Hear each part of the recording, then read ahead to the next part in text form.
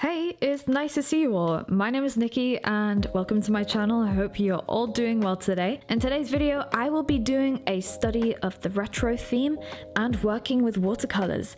I've really enjoyed working with watercolors recently. I did my first ever piece the other week on my channel.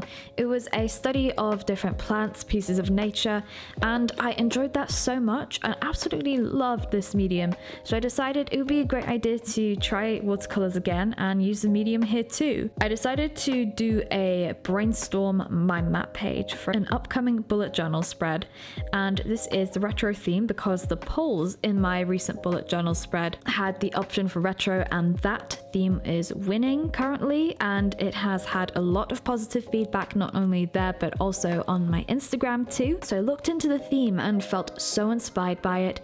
Also thought back to my childhood and was heavily inspired by different things that I remember from then, and I felt that honestly when I looked into it, it was so vibrant. There were so many different colors. So as my bullet journal spreads tend to be very monochromatic, I always use uni pen fine liners, colors black and grays.